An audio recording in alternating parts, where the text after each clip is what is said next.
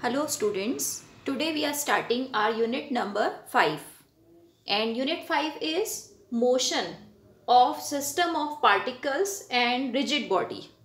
So here also in this unit we are going to discuss about the motion like we have discussed in kinematics chapter. So the change is this, that we have till now only taken one particle's motion. Okay, only single car was given or a person was running or a train was moving, so that means a single body was taken. And now the whole body, that means the system of particles is moving together. Okay, so there may be two particles, there may be three particles, there may be four particles which are making a system. So the whole system is moving together under some force. Okay, so we have to discuss the motion of system now. Okay, now first of all, like we are taking any system, so we need to find out in a system the center. Where is the center point? So there are two types of centers. We need to understand these 2 points, center of mass and center of gravity. So Cm, center of mass, Cg means center of gravity. So I will take the example here. Suppose we are having two masses or two particles, 1 kg and 1 kg. So this is one system in which there are two particles. Now suppose we want to balance it, that means the weight we want to balance it. Okay, so where should we keep our finger to balance this? You can assume that this is a rod and this side 1 kg is kept, this side 1 kg is kept. So where should we keep our finger to balance it? Okay, so you can imagine the situation that we have to put our finger just in between. That means just at the midpoint. So this midpoint is called the center of this whole system. Okay, this midpoint is called the center. Or you can say that the whole mass is concentrated at this point. Now, is it compulsory that this will always be the midpoint? So let us take second example. Suppose we have 1 kg and 2 kg masses. Okay, 1 kg and 2 kg masses now. This is a new system, 1 kg and 2 kg. Suppose now again I want to balance. Okay, I want to keep a finger so that I can balance it under the weight, that means under the gravitational force. So where should I keep my finger? If I keep it here near 1 kg, so it will not be balanced. 2 kg is heavier, it will come down. So I should keep my finger near 2 kg mass. Okay, so that means the center point or balance point is near heavier mass.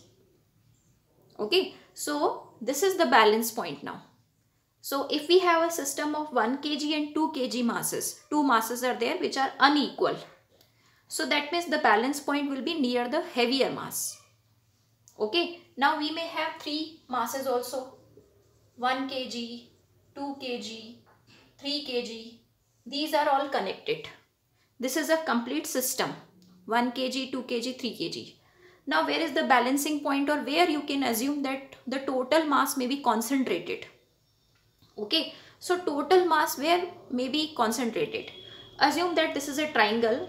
This triangle is little lighter this side, little heavier this side, and heavier this side, most heavier this side. So where it will be whole mass concentrated. So its whole mass will be concentrated near the heavier side, somewhere near the heavier side. So this way these are the points where the whole mass is supposed to be concentrated. Okay, so center of mass and center of gravity is that center, okay, of in the system. Now why the difference, why this word is different here? So the idea is very simple. If we are balancing the body under the gravitational force, that means under the weight, gravitational force means weight only. So if we are balancing the system under the gravitational force or weight, then this point will be called the center of gravity. So just now the examples which I have given, that are center of gravity only. And in case if we are having this system and this system is under the effect of any other force other than gravity, then whatever center will come of the body, that center point will be called center of mass. So in the two cases, center of mass and center of gravity, the difference is in the force, which force is applied. Okay, under which force we are balancing the body, that will define the name.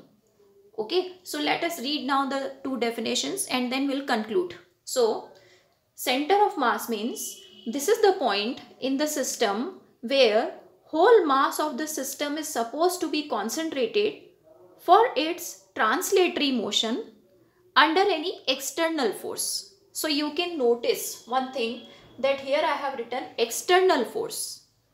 So if this body is moving under any external force, so where should we apply the force? Instead of applying the force individually on these two masses, where at a single point we should apply the force. So that point is called the center of mass. Okay, so if the force is external force other than gravity, then that point is called the center of mass in the system. And if the force is gravitational force, okay, gravitational force, so the point, I am reading now center of gravity, the point where whole mass of the system is supposed to be concentrated under the gravitational force, or you can also say where whole weight of the system is concentrated. So meaning is this, what is the difference between center of mass and center of gravity? Center of mass means any external force should be applied, and that external force where at the single point we should apply in the body, that point is called the center of mass. And center of gravity means external force is gravitational force only. So under the gravitational force, so here you must have seen that gravitational forces I have taken down towards the earth. So I balance the body. So that point is called the center of gravity. So here whatever points I have explained, that are center of gravity only. Okay. So center of mass means under external force the motion we are discussing, and center of gravity means under gravitational force we are discussing that point. Okay. So that point in the system is called the center. Okay. Now we have to make a formula for center of mass of n particle system. So let us proceed to that. Note down these definitions and remember the difference. Here external force will come and here gravitational force will come. This is the only difference. Okay. Okay, let us now move to the derivation of center of mass for two particle system. So two particles. So for that we'll draw a coordinate system so that we can define their positions. So let us take two particle system. This is a two particle system. M1 and M2 are two particles which are making this system. Now we need to first define them, that where they are. So with respect to the origin, suppose M1 distance is R1. Okay, R1. So we will call it position vector, R1 vector. Okay, and what is M2 distance? So M2 distance from the origin is R2 vector. So these are the two position vectors. Okay, now obviously the M1, M2's center of mass will be somewhere on this line only. So suppose this is center of mass. It is not compulsory that it is midpoint. It is center of mass. So its position, center of mass position, this we will call R vector, or RCM vector also we can call it, RCM. CM is written in suffix. Now our target is to find this R. That formula only we need. So the formula of RCM which we are going to obtain, that I am writing here, it will come M1 R1 plus M2 R2 upon M1 plus M2. This formula only we have to derive. So how we are going to derive it? We have some steps. So we are starting the proof now. So as I have told you, in the center of mass we need an external force. Okay. So let us start applying the external force. First of all, we will start with Newton's second law of motion, F equal to dP by dt. Okay. Now that means the total force on the total system is F, and total momentum is P. Now we will keep on breaking it, and initially we are assuming that M1 and M2 are two particles only in the system. Then later we will assume that center of mass is present. Okay. So initially M1 and M2 are present. Let us make. So the total force we can break like this. F1 external plus F1 internal. F2 external plus F2 internal. This way we will break it. Okay. And that side dP by dt, how we will break it? So P is the momentum. So P will be P1 plus P2 because here two particles are there which may move on applying the force. So we will write P1 plus P2 as total momentum. Now here we have to just understand the internal forces. See, whenever in any system, two particles 1 and 2 are present. So other than the external force, they apply force on each other also. So that forces are called internal forces. Okay. So 2 can also apply force on 1 and 1 can also apply force on 2. So these forces now we call F12 and F21, and they are equal and opposite because they are action and reaction forces. Okay. So F1 internal means on 1 who will apply force? 2. So this is F12 actually. And F2 internal means F21. On 2 who will apply internal force? One particle only. So this way we make. And other things are same only. Okay. Now finally F12 and F21, what is the relation? So F21 is actually minus of F12. Okay, F21 and F12 they are equal and opposite. So F21 को हमने replace किया minus of F12 से. This F12 is as it is only, and these forces are also as it is only. Okay. That side same steps are going on. Now this way internal forces will cancel each other because actually no, they are in action and reaction forces. So they will be cancelled.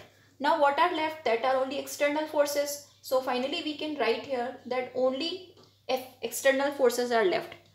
And that means this side, left side part is solved already. And this side, P1 plus P2, we will break. P1 means M1 V1 momentum. P2 means M2 V2 momentum. Then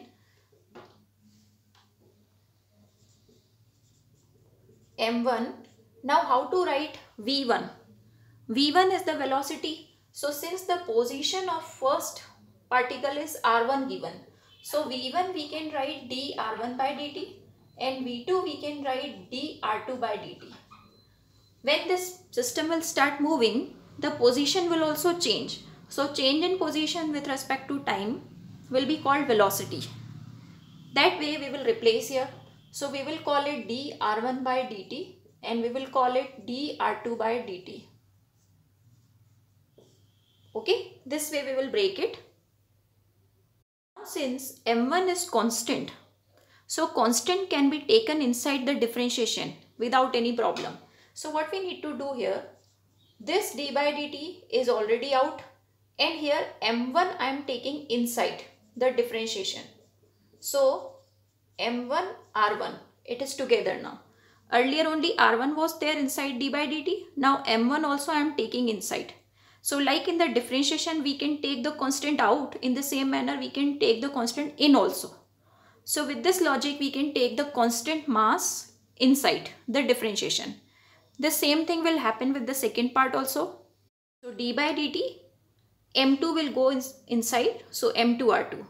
Now what will happen? So d by dt is in both the sides, so it can be taken common and it can be mixed with this d by dt multiplied. So d square by dt square we will get. Okay, so I am removing all these steps. You note down first. Okay, the last step, this I have not removed. Let us now make d by dt is common. and what is left? m1r1 plus m2r2, m1r1, m2r2, and one more d by dt is already out. So finally it will become d square by dt square m1r1 plus m2r2. Now this is our first equation which we have obtained for f external. Okay, f external. Now we will do what? Now we will consider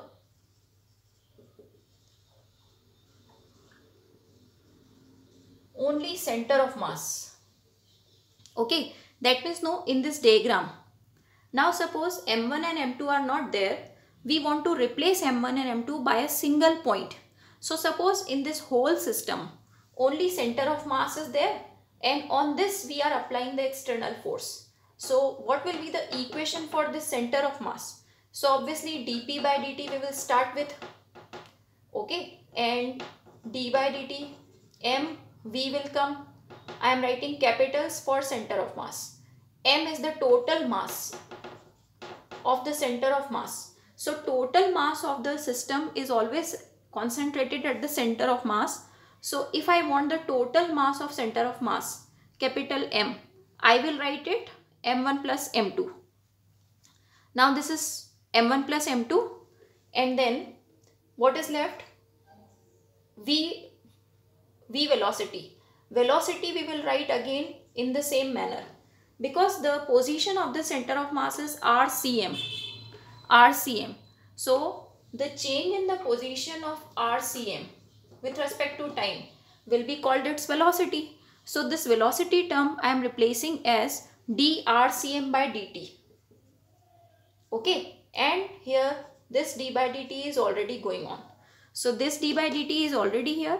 Capital M is m1 plus m2, and v velocity is drCM by dt. Okay, now since this m1 plus m2 is mass which is constant, we can again take it inside. So 1 d by dt is out, and this m1 plus m2 I am taking inside the differentiation.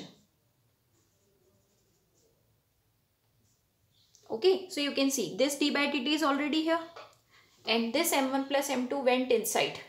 So d by dt came out, m1 plus m2 is in with RCM. Finally we are left with d square by dt square term. Okay, so here I am just writing it directly. D by dt into d by dt is d square by dt square. Okay, now this is our second equation. So what we have done here, initially there were two particles. We made the f external equation number 1 considering two particles. After that we removed the two particles. We assumed that the whole system can be replaced by a single point, center of mass, which is carrying the whole mass. So we made the equation number 2 considering only center of mass. Now because these two particles, whether we assume or we assume the center of mass, the motion of the system should be unaffected under the force. So f external for this and f external for this, equation 1 and 2 we will equate. So equating equation 1 and 2, what we will obtain? You see now, d square by dt square m1 r1 plus m2 r2. This is obtained from one equation. Now it should be equal to m1 plus m2 RCM. Now d square by dt square is cancelled, and our target was to find RCM. So RCM will be obtained what? m1 r1 plus m2 r2. This is already here, and this m1 plus m2 will come as the denominator. So this is the answer which we have obtained for center of mass position of center of mass. Okay, so that means the two masses also affect the center of mass position. So always remember, m1 r1 plus m2 r2 upon m1 plus m2 is the formula for center of mass of two particle system. Now if 3 particles are given or n particles are given, we can generalize this center of mass formula. So note down this page. We are moving to next sheet. So like we have derived the formula for two particle system center of mass. So our center of mass, that means position of center of mass, is equal to m1r1 plus m2r2 upon m1 plus m2. If we generalize it for 3 particle, it will become what? m1r1 plus m2r2 plus m3r3 upon m1 plus m2 plus m3. So this way we can make the formula for any particle system. Suppose n particle system formula is asked, so you have to directly write down m1r1 plus m2r2 plus and so on mnrn. Suppose 100 particles are there. So all such steps should be added, and in denominator also m1 plus m2 plus and so on up to mn. Okay, so these are the generalized, this one is the generalized formula for n particle. Now in the same manner, if velocity of center of mass or acceleration of center of mass is asked, so very easily we can make, like velocity of center of mass is asked. So you will write it this way: position, velocity. So here also in place of position, velocity 1 will come. In place of position, velocity 2 will come. So this is the formula for velocity of center of mass. Easy. So m1 v1 plus m2 v2 upon m1 plus m2 is VCM. And in the same manner, if acceleration of center of mass is asked, so I hope you know m1 a1 plus m2 a2 upon m1 plus m2. So these two formulas also you have to remember, and these are very easy to remember. So this is the concept of center of mass.